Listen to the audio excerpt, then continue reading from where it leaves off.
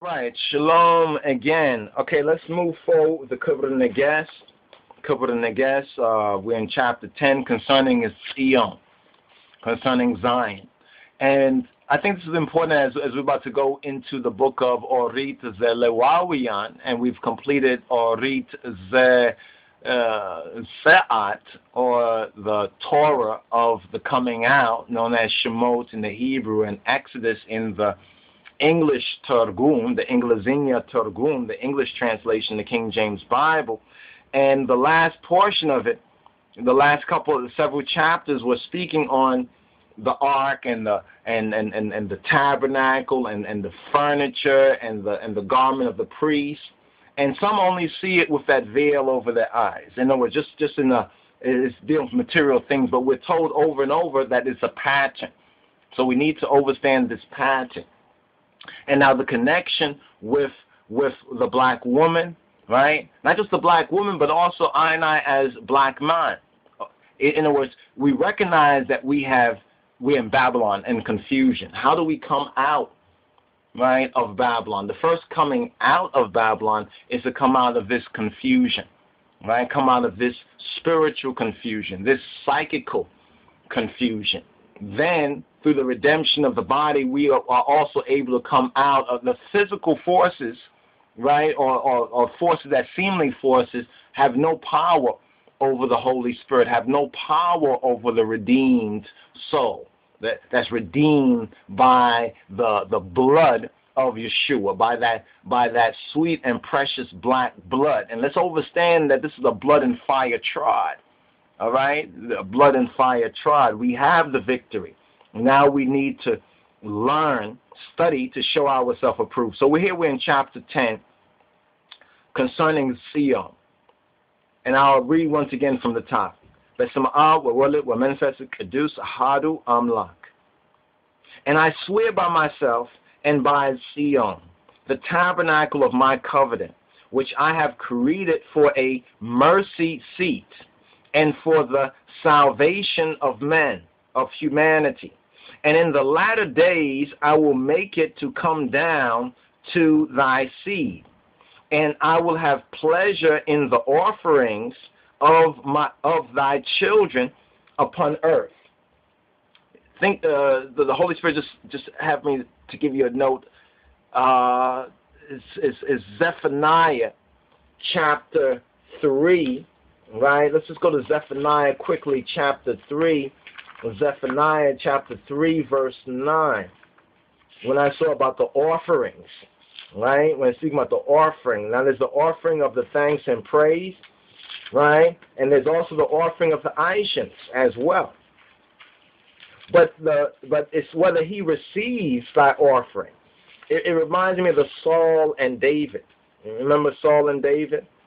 When Saul was anointed, right, later on after David was anointed, it said that an evil spirit came on him, even though he was going through the so-called motions. But when David was anointed, the Holy Spirit was upon him, right, the Holy Spirit. Now that is a microcosm or an example for us. It's a template.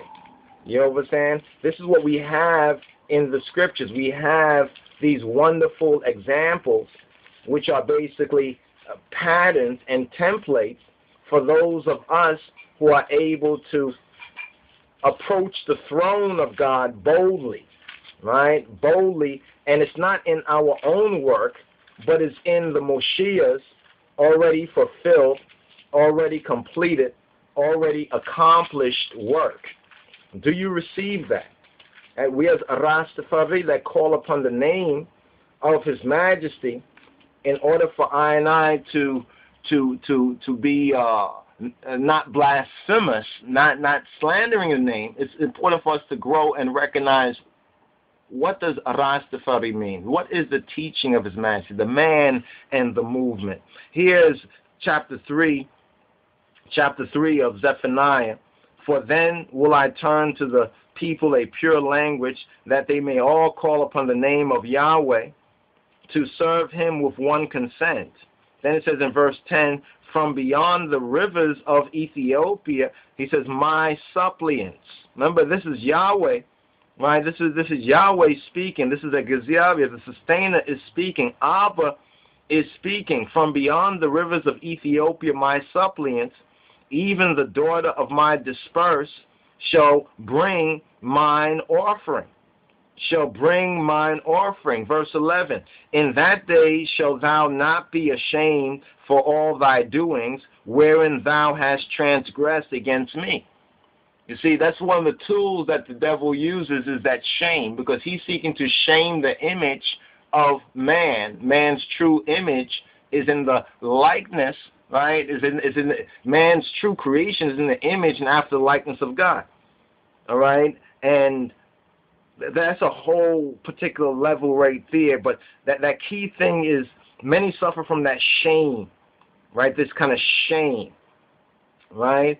And when you start to study it and learn the gospel and the truth of the matter, it is Satan, right, that causes that shame, right? See, the guilt is one thing. See, guilt is like saying, I have done such and such, while saying that I am such and such. Like, I've done wrong, right? That's acknowledging guilt, confessing, and saying I am wrong. See, there's kind of a difference right there. We're speaking at a deeper soul and psychological level, but Yahweh's word says in that day, right? And today is the acceptable day of salvation for all that can receive it. Now is the time. Now is always now.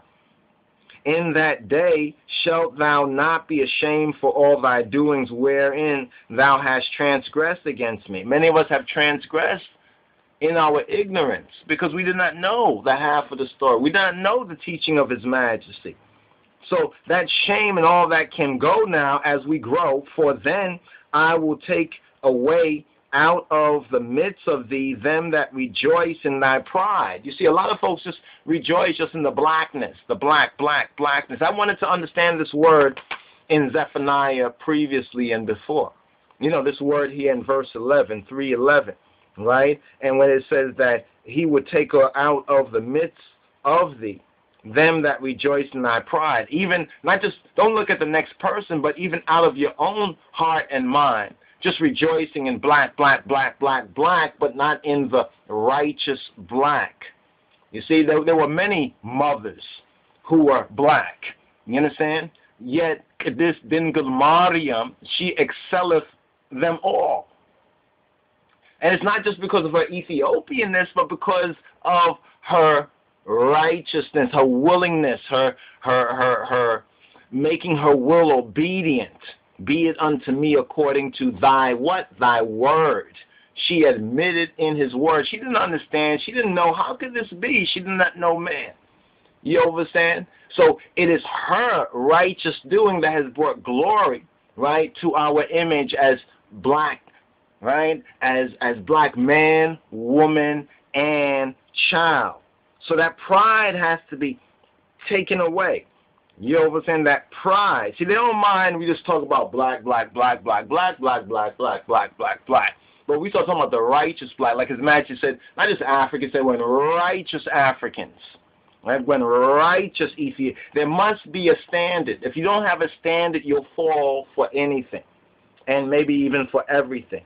And goes on and says, and thou shalt no more be haughty. Right? One's out, yes, Ethiopia, right? But no longer to be haughty and naughty and tawdry and get caught up in debauchery. No more haughty because of my what? Holy mountain. So what if we're not to be haughty, we're to be humble, right? Not to be proud, but to be honorable. This is why the Kavod Nagas is that link. So when I touched on that verse in chapter 10 of the Kavod Nagas, where Yahweh said, and in the latter days I will make it to come down to thy seed, thy race, right? That I will have pleasure in the offerings of thy children upon earth, and the tabernacle of my covenant, the tabernacle of his Kal Kidan, his word agreement, shall be with them forever. And when a cloud, right, when a cloud hath appeared in the sky, so that they may not fear and may not imagine that a flood is coming, I will make to come down my habitation of Zion, the bow. Make to come down from my habitation of Zion, the bow, the rainbow of my covenant. That's the Aranguade Bichake. That's the banner, right? That's the banner of salvation. In fact, just so that we can get a visual, right? A visual as the teaching tool. Let's see if we can find that. There we go, right there. We can get a visual as a teaching tool. One more, right? And open this up. This is that testimony of that rainbow, right? When we talk about the rainbow circle throne, right? The rainbow circle throne, right? Even of the covenant, right? Now, if you notice, and we touched on this a little bit before, I need to do a whole segment on it.